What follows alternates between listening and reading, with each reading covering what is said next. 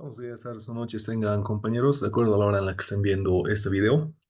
Bien, en este video de la materia de Física uno vamos a revisar y resolver algunos ejercicios de movimiento parabólico, ¿no? Son unos dos ejercicios que no generan mucha dificultad, pero son necesarios entender cómo poder resolver para, pues, ya más adelante poder resolver cualquier ejercicio, ¿no?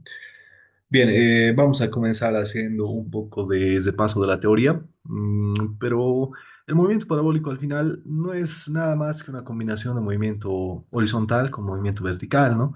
Y las ecuaciones de movimiento nosotros ya conocemos, ¿no es cierto? Esto de la cinemática, en la cinemática solamente hay dos ecuaciones suficientes.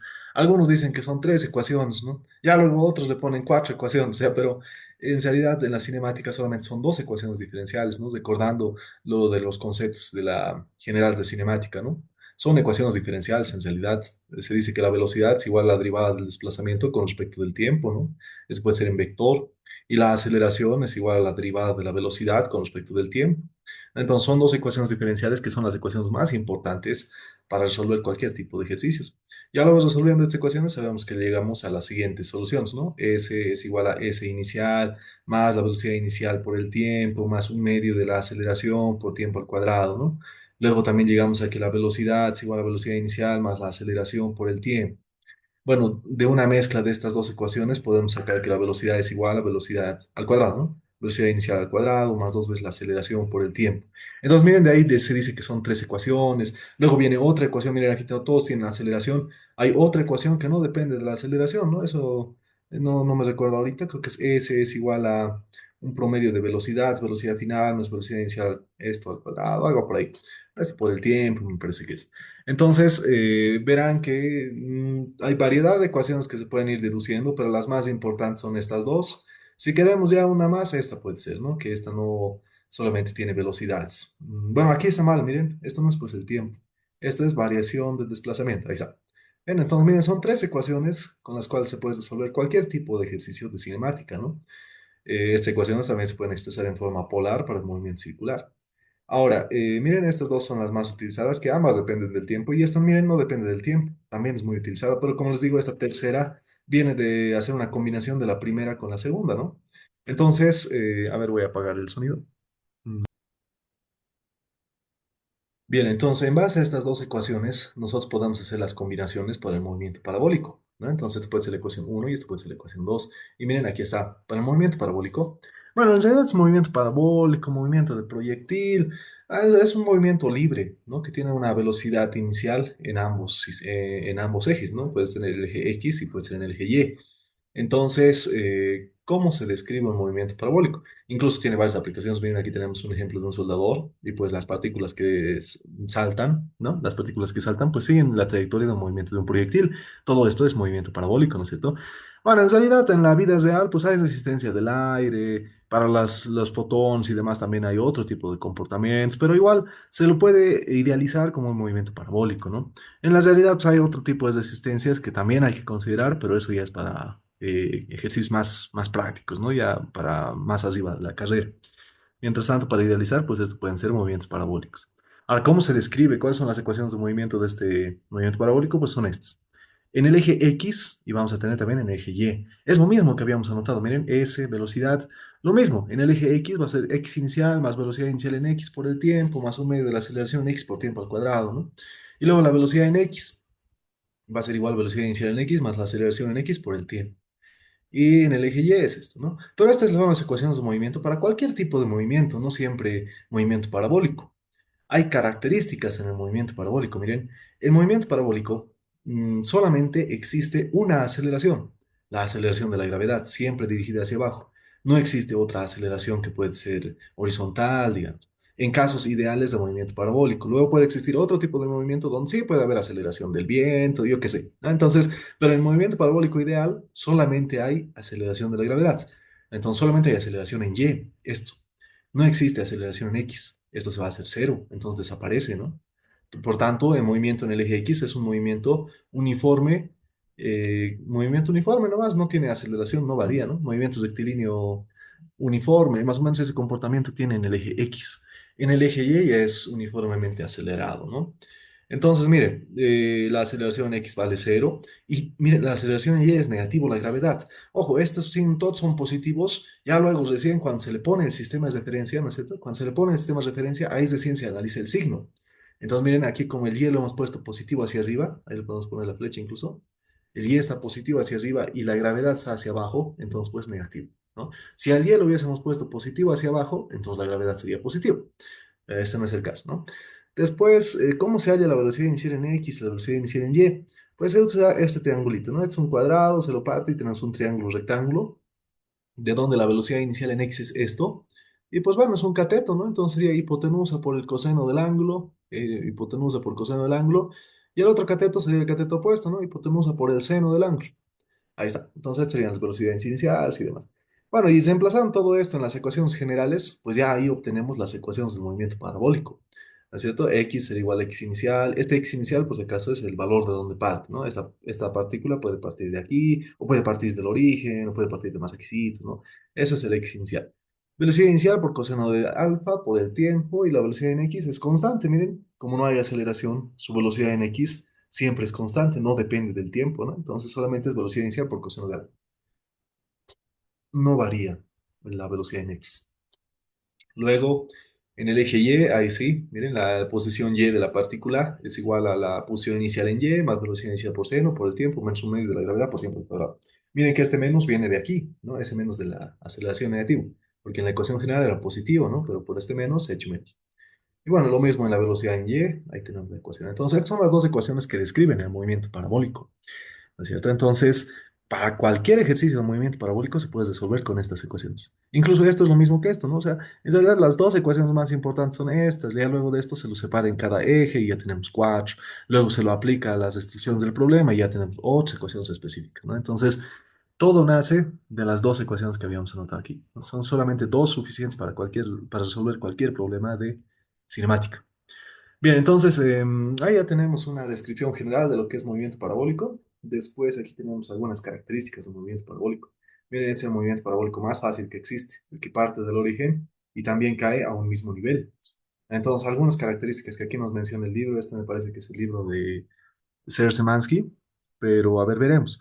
A ver, la velocidad inicial, a ver, con la velocidad con la que parte, es la misma velocidad con la que cae al piso. Es una característica para este movimiento, cuando está al mismo nivel, ¿no? Horizontal, todo. Después, horizontalmente el proyectil se encuentra en movimiento con velocidad constante. O sea, la velocidad en X no varía, miren, ahí está. El módulo es el mismo, ¿no? Entonces, está bien. Después se encuentra movimiento de aceleración, esto ya les he explicado. Miren, es un movimiento rectilíneo mezclado con caída libre también, ¿no? Ahí se genera el movimiento parabólico. Después, otras características más. El tiempo de subida es lo mismo que el tiempo de bajada para este movimiento en específico. Luego hay otros movimientos parabólicos que es en pendiente inclinada y todo eso, entonces ahí ya no, ¿no? Pero aquí sí, el tiempo de subida es lo mismo que el tiempo de bajada. Eso para este ejercicio.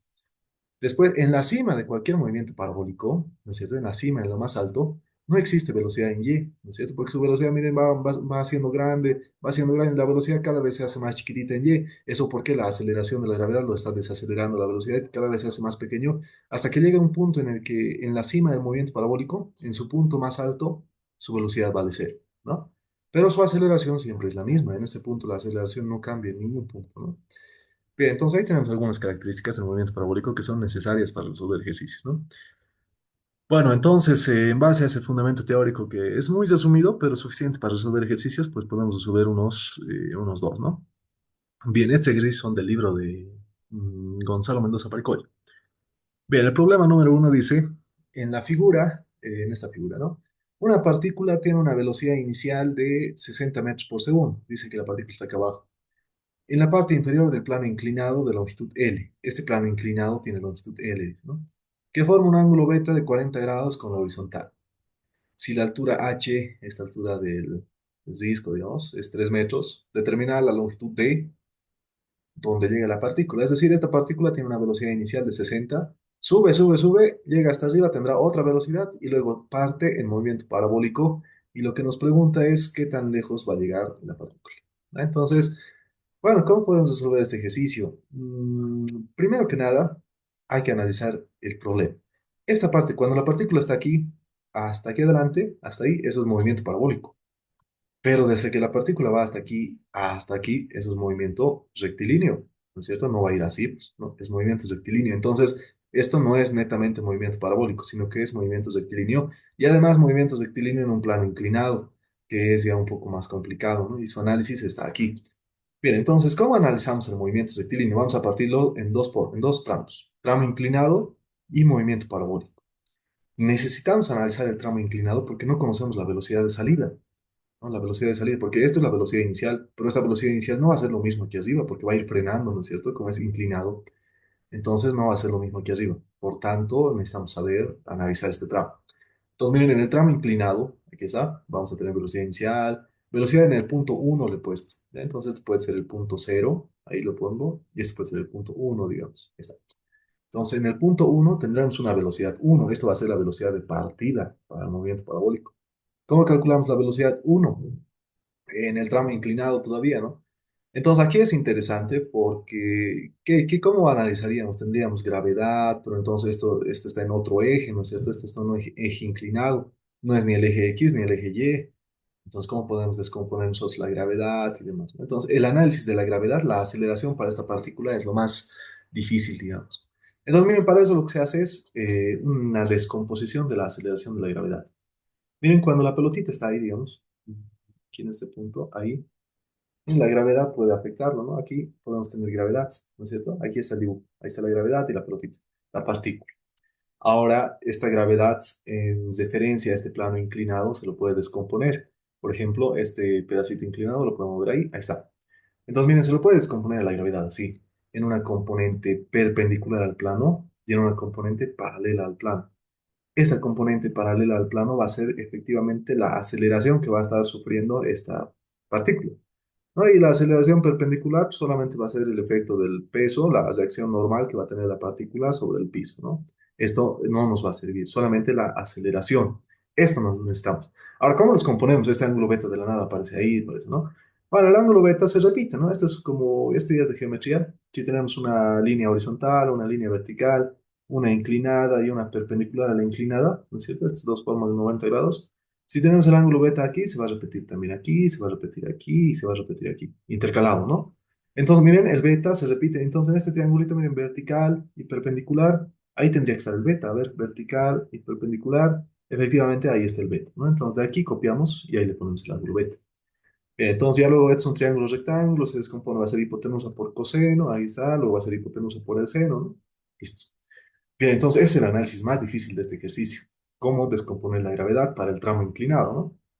Ahora, pues bueno, ya una vez habiendo descompuesto la gravedad, la aceleración que va a sufrir este tramo inclinado va a ser esta, gravedad por el seno de beta. Y además, miren, la partícula está moviendo hacia allá, entonces hacia allá puedo decir que sea positivo, ¿sí? Y como la aceleración está en el otro sentido, entonces la aceleración va a ser negativo. Claro que va a ser negativo porque la velocidad va a ir bajando, ¿no es cierto? Como está en subida, pues la velocidad no va a aumentar, sino que va a ir disminuyendo. Entonces la aceleración negativa. Y miren, estoy utilizando la tercera ecuación, ¿no? Tercera ecuación, que sería una combinación de las dos primeras, nace una tercera, ¿no es cierto? Velocidad en un punto es igual a velocidad inicial al cuadrado, ¿no? Vamos al cuadrado, más dos veces la aceleración por la variación del desplazamiento. Entonces, en este caso, ahí está, velocidad en este punto uno es igual a velocidad inicial al cuadrado. Bueno, vamos al cuadrado, más dos veces la aceleración por el desplazamiento. El desplazamiento desde este punto hasta este punto es la longitud L, ¿no es cierto? Entonces, por L. Bien, después la aceleración es lo que hemos hallado aquí, gravedad por seno, pero negativo, porque está en el otro sentido del movimiento, y velocidad uno tal, tal, todo ya son datos, miren, la longitud era 5 tal, tal.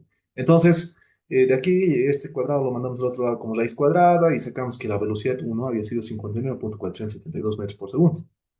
Entonces, miren que la velocidad es muy parecida a 60, pero no es 60, ¿no? Porque ha disminuido. Era 60 en este punto y ahora haciendo cálculos, en este punto uno había sido 59 nomás, ¿no? Entonces, disminuye la velocidad.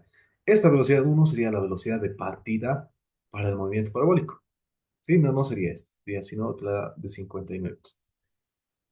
Bien, entonces una vez teniendo la de 59 ya podemos analizar el movimiento parabólico. Entonces, lo que está abajo, aquí está el movimiento parabólico y lo que queríamos hallar es la distancia máxima, ¿no? Entonces vamos a ver. Bien, entonces para el movimiento parabólico siempre es bueno tener un sistema de referencia. Aquí no le he puesto, miren, incluso le podemos poner. Es muy necesario siempre tener un sistema de referencia. Ahí le puedo poner positivo en ese sentido, ¿no? Un sistema de referencia U, digamos. Ahí está. Pero ahora, en el movimiento parabólico, igual siempre es necesario un sistema de referencia. Yo lo he puesto aquí, miren, ahí está el origen.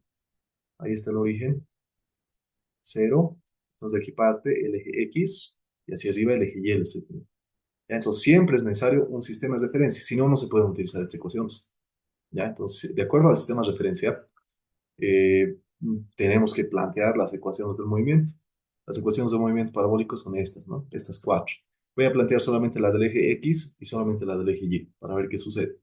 Entonces, a ver, ahí está. En el X, la posición en X es igual a posición inicial en X, ¿no es cierto? Mira, lo voy a anotar aquí así. X es igual a X inicial más velocidad inicial en X eh, por el tiempo, ¿no? Entonces, ¿cuál es cada uno de estos? La posición inicial en X, ¿qué coordenada tendrá? A ver, esto, ¿qué coordenada en X tendrá? A la derecha nada, a la izquierda nada, entonces no tiene coordenada inicial en X. Por tanto, este se hace cero, ¿no? Luego, ¿cuál será la velocidad inicial en X? En este punto tenemos una velocidad uno de 59.472. Descomponemos este rojo en dos velocidades, ¿no? Una velocidad en X, a ver, voy a descomponerlo ahí, una velocidad en X y otra velocidad en Y. Ahí está en X y otra en Y. Entonces, miren, tenemos velocidad en X y también tenemos velocidad en Y. Este ángulo de partida va a ser el mismo ángulo beta. Entonces va a ser en X, va a ser hipotenusa por coseno de beta, 59.47 por coseno de beta. Entonces ahí está, velocidad 1 por coseno de beta, esa sería la velocidad inicial en X por el tiempo. Listo. Entonces así se plantea la ecuación de la posición en X. Luego en Y, la ecuación general era así. En Y es igual a Y inicial más velocidad inicial en Y por el tiempo, más un medio de la aceleración por tiempo al cuadrado. Entonces, esta ecuación que es la general, ¿no es cierto? Esta es la más general, se lo adecua para este problema. Entonces, miren, la posición inicial en Y, ¿cuánto será? Si es el eje X, es el eje Y, entonces la partícula está aquí, no está en el punto cero, ¿no? Entonces, la posición inicial en Y había sido esta altura, 3 metros, h. Entonces, miren, la posición inicial en Y vale h, ¿no es cierto? Entonces, ahí le ponemos h. Listo, después la velocidad inicial en Y es, bueno, los descomponentes, velocidad uno por el seno, ¿no? Por el seno de beta, ahí está. Seno de beta, entonces ahí está también, esto ya está. Después la aceleración, ¿cuál será la aceleración en Y? Siempre es la gravedad, pero como está hacia abajo y nosotros hemos dicho positivo hacia arriba, entonces, pues negativo, ¿no? Negativo la gravedad, ahí está. Y pues con eso ya se tiene la ecuación del movimiento en Y. Tenemos ecuación de movimiento en X y ecuación de movimiento en Y. Así nomás se plantea, ¿no es cierto? No son fórmulas, solamente lo que se usa son estas dos ecuaciones y en base a estas dos se lo aplica al problema, ¿no? Bien, después, ya teniendo las ecuaciones de movimiento, miren que solamente he planteado las ecuaciones de posición, no he planteado las ecuaciones de velocidad todavía, solamente he planteado las posiciones. Bien, entonces, tenemos ecuación uno y ecuación 2. Nos dice allá la distancia D, pero la distancia D se da cuando la pelota llega al piso, ¿no? Ahí. Y cuando la pelota llega al piso, su coordenada en Y es pues cero, ¿no? Entonces, miren, cuando el proyectil cae al suelo, su coordenada en Y vale cero. Entonces, es decir, su posición en Y vale cero. Por tanto, este Y igual a cero cuando ya esté en el piso, nos va a servir para la ecuación 2. Cuando Y vale cero, ¿cuánto valdrá el tiempo? Eso es lo que vamos a hallar, miren. Cuando Y vale cero, todo H es constante, la velocidad uno ya conocemos, seno de beta ya conocemos, gravedad es constante. Entonces, cuando Y cae al piso, o sea, todo en realidad conocemos en estas ecuaciones, lo único que varía es el tiempo, ¿no? Entonces, cuando Y cae al piso, ¿cuánto será el tiempo? Entonces ahí le ponemos cero y despejamos. H vale 3, este tal, todos son valores, todos son números. Entonces se forma una ecuación de segundo grado, miren, t cuadrado y demás. Bueno, esta ecuación de segundo grado se lo resuelve por cualquier forma que quieran, o con calculadora o aplicando la ecuación, ¿no? Menos b más menos raíz cuadrada de cuadrado, todo eso. Y salen dos soluciones, un tiempo negativo y un tiempo positivo. Este tiempo negativo hace referencia a un sistema imaginario cuando la pelota, digamos, esté aquí, digamos, ¿no? Un sistema que no tiene nada que ver con este movimiento parabólico, ¿no? Por eso sale negativo, es un tiempo imaginario atrás que ni siquiera existe.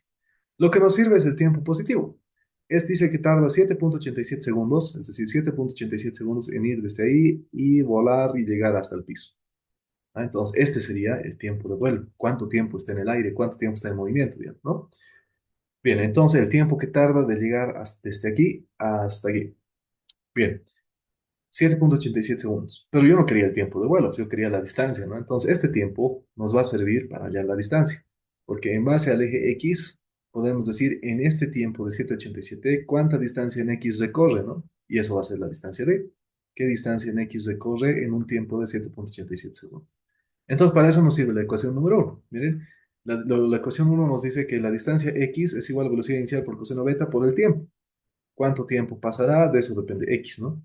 Entonces, cuando X vale de, o sea, perdón, en un tiempo de 7,87 segundos, la pelota tendría que estar aquí, es decir, la posición X tendría que haber recorrido una distancia de D, ¿no? Entonces, para este tiempo de 7,87, la posición X se convierte en la coordenada D, ¿no?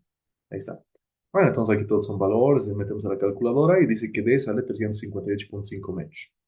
Esa es la distancia que ha recorrido el proyectil desde que ha salido de aquí hasta llegar al piso. ¿No es cierto? Entonces, miren que no es para nada complicado, no es muy difícil de analizar tampoco. Y pues, otra vez les repito que solamente es necesario estas dos ecuaciones. A veces ya la tercera más, ya digamos, para simplificarnos un poco, pero con estas dos suficiente. La tercera es como un comodín que a veces ayuda, pero esta tercera se puede deducir de estas dos. Es fácil, miren, de aquí despejamos el tiempo, va a ser igual a velocidad menos velocidad inicial dividida entre la aceleración, reemplazamos esto ahí, simplificamos y sale esto. ¿No? Entonces, esas tres son las más importantes que se pueden utilizar para cualquier ejercicio, ¿no? Bien, eso sería la solución al primer ejercicio. Vamos a hacer uno más, que es un poco más difícil, pero a ver, veremos. Miren, nos dice, tenemos un problema número dos, ahí está. Dice, en la figura se dispara un proyectil, dice, con una velocidad inicial de 10 metros por segundo. Esto ya es netamente movimiento parabólico. Con una velocidad inicial de 10 metros por segundo, formando un ángulo de phi 30 grados con el plano inclinado. Miren, esto igual es plano inclinado, y aquí hay un ángulo phi de 30 grados. Si el ángulo de inclinación del plano, o sea, del plano inclinado es beta, 20 grados, determinar el alcance L, dice. ¿Cuál será el alcance L sobre el plano inclinado donde choca, ¿no? O sea, este proyectil va viajando y cuál será el alcance L, dice. Y la altura máxima que alcanza, o sea, este movimiento parabólico, ¿qué altura alcanzará? ¿Cuál será su altura máxima, no? Aquí está. ¿Cuál será la altura máxima medido desde el nivel donde se dispara? Dice. ¿Qué tan alto va a llegar el movimiento parabólico? Bien, entonces es un caso más difícil. No podríamos analizar solamente el plano inclinado porque la gravedad no está pues, así, ¿no? Bien sería que estuviese así, pero no. La gravedad siempre es vertical, no interesa qué plano sea y demás, siempre es vertical. Entonces es lo que lo complica. Bueno, no es muy complicado. Otra vez hay que analizar otra vez todos los datos que nos dan, ¿no? Velocidad inicial, ángulo phi, ángulo beta, y luego hay que plantear las ecuaciones del movimiento. Ya luego vemos qué hacemos. Lo primero siempre es plantear ecuaciones de movimiento. Y para plantear las ecuaciones del movimiento necesitamos un sistema de referencia. Entonces aquí nos damos un eje X, nos damos un eje Y, justo donde parte la pelota, ¿no? Donde parte la partícula. Entonces ahí podemos ponerle sistema de referencia X y Y. Podría haber puesto el eje X más arriba, aquí, más abajo, no interesa. Pero es necesario siempre tener un sistema de referencia. Bien, ahora podemos plantear las ecuaciones de movimiento de la partícula. En el eje X será velocidad inicial por coseno. Pero miren, esto ya está interesante, porque le he puesto phi más beta.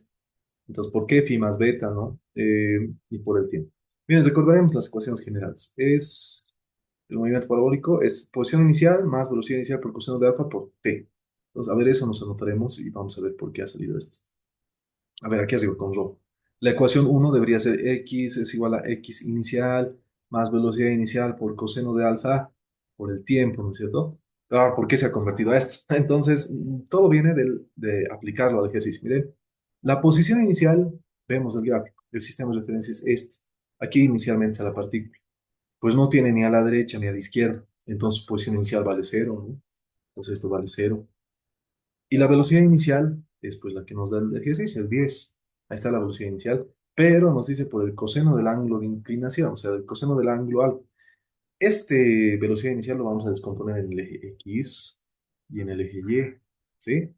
Ahora, ¿cuál será este ángulo de aquí para descomponer? Entonces, miren, eso va a ser pues el ángulo phi más el ángulo beta, ¿no es cierto? Por eso dice phi más beta. Este ángulo de aquí va a ser phi más beta. Y por eso ahí está, phi más beta. Por el tiempo. Entonces, de ahí bien. Bueno, lo mismo en el eje Y, se lo aplica, phi más beta, un medio de la gravedad. Tal.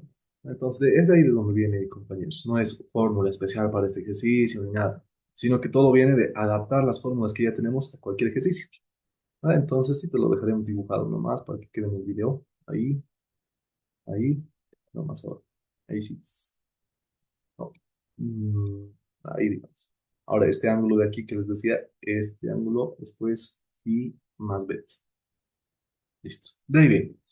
Bien, entonces ya tenemos las ecuaciones de movimiento y ahora nos dice qué tan lejos va a llegar en el plano inclinado, cuál será la longitud L. Entonces, para la longitud L ya nos da muchos datos la longitud L. Por ejemplo, este punto P, donde llega la partícula, ya podemos saber sus coordenadas. Miren, si tenemos la hipotenusa, aquí se forma un triángulo, ¿no es cierto? Ahí. Entonces, podemos saber las coordenadas del punto P. En el eje X va a ser L por coseno de beta, solamente beta, porque la hipotenusa está aquí, ¿no es cierto? Va a ser L por coseno de beta para el eje X. Y para el eje Y va a ser L por el seno de beta. Entonces ya tenemos las coordenadas de dónde va a llegar la partícula. En realidad no conocemos L, pero más o menos por ahí ya tenemos una idea de las coordenadas. ¿Sí? Ahora, de la ecuación uno, la ecuación 2 ya tenemos X, ya tenemos Y, digamos, ¿no? A este punto tenemos que llegar. Pero antes de eso podemos hallar la ecuación de este movimiento parabólico también, porque miren, lo que se puede hacer aquí es combinar la ecuación uno y la ecuación 2 se pueden combinar y miren qué sale. De aquí, de la ecuación uno podemos despejar el tiempo y se emplazamos en la ecuación 2, simplificamos todo lo necesario y tenemos esto. Miren, ustedes ya están llevando, ya han debido pasar geometría en cálculo uno y miren que tenemos esto. Y es igual a una constante por x menos otra constante c2, digamos, por x al cuadrado. Es esto, porque todo esto es constante, ¿no es cierto? Es constante, es constante. Esta estructura tiene la ecuación que hayamos combinando uno y 2. Y esto es justamente la ecuación de una parábola orientada hacia abajo, ¿no? Entonces, es correcto todo lo que estamos haciendo. Bien, entonces, combinando las ecuaciones uno y 2, etcétera, etcétera, se llega a esta ecuación, ¿no? Combinando estas dos, se llega a esta. ¿Pero por qué hemos llegado a esta? Porque esta no depende del tiempo. No queremos saber cuánto tiempo va a volar, sino solamente queremos saber la longitud de L, ¿no? Entonces, combinando estas ecuaciones, hacemos desaparecer el tiempo y ya tenemos esto. Donde no conocemos Y ni conocemos X, pero ya sabemos más o menos dónde tiene que llegar a estas coordenadas, ¿no? Donde X vale L coseno beta y donde Y vale L seno beta. Entonces, en esta ecuación de parábola, vamos a reemplazar estas coordenadas. Miren, en vez de, aquí está, en el punto P reemplazamos. En vez de Y ponemos L seno beta y en vez de X vamos a poner L coseno beta. Ahí está. Entonces reemplazamos todo eso, simplificamos, reemplazamos todos los valores que ya conocemos. Y miren que seno beta es constante. Este ya podemos meter a calculadora, este igual a calculadora, todo esto a la calculadora. Todo ya son números, ¿no es cierto? Lo único que nos falta conocer de esta ecuación es la incógnita L, porque todo ya lo demás son números, todo lo que está pintado ahorita son números, entonces ya son datos. Por tanto, de esta ecuación de segundo grado, L con L se simplifica, mando esto al otro lado a restar, esto a multiplicar, etcétera, y sacamos la longitud de L que dice que sale 7,42 metros. Ahí está. Bien, es un poquito complicado el primer inciso, pero pues ahí está la solución, ¿no? Bien, finalmente el segundo inciso nos dice la altura máxima que alcanza, dice. Entonces analizaremos en el gráfico. La altura máxima seguramente va a ser aquí, ¿no? Ahí el punto más alto que va a llegar al movimiento parabólico. Tal vez por aquí. Entonces, en el punto más alto del movimiento parabólico solamente hay velocidad en X. No hay velocidad en Y, porque ya no sube ni baja. Su velocidad en Y vale cero en el punto más alto del movimiento parabólico. Entonces, eso es lo que vamos a usar. Aquí está. En el punto más alto, su velocidad en Y vale cero. Por tanto, plantearemos la ecuación de velocidad. Entonces, eso, aquí arriba, la ecuación de velocidad en Y es velocidad inicial por seno de alfa menos gravedad por tiempo. Entonces, ahí abajo, vamos a ver. Velocidad inicial por seno de alfa, que sería 30 más 20, ¿no es cierto? Menos gravedad por tiempo. De aquí despejamos el tiempo cuando la velocidad en y vale cero. Este lo hacemos cero, pues se hace cero y despejamos el tiempo. Miren, ahí está. Despejamos el tiempo y esto va a ser el tiempo de subida. Tiempo que va a tardar en subir hasta el punto más alto. Ese tiempo, desde ahí hasta ahí. Ese es el tiempo de subida, hasta que la velocidad en y vale cero. 0,78 segundos.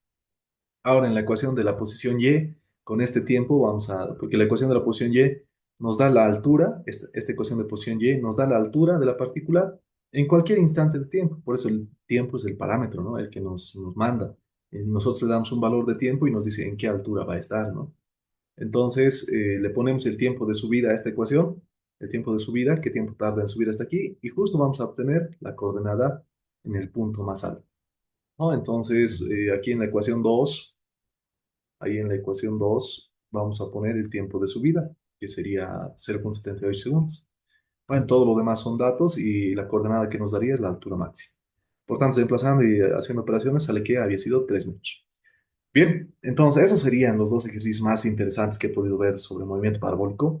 Ya luego los demás es lo mismo, cuando dos proyectiles chocan, entonces hay que plantear para esta ecuación es para un proyectil, luego las mismas ecuaciones para el otro proyectil. Cuando chocan sus coordenadas son iguales, ¿no es cierto? El tiempo es el mismo, entonces esas cositas hay que ir planteando, pero todo nace de estas tres ecuaciones. No es necesario más, suficiente con estas tres. Entonces, pues bueno, eso sería todo por este video. Gracias por su atención. Y pues bueno, cualquier duda o consulta que tengan, siempre estoy predispuesto a leer los comentarios, leer los mensajes y cualquier mensaje que hay en el grupo, pues siempre estoy atento. Nos vemos en otra clase. Hasta luego.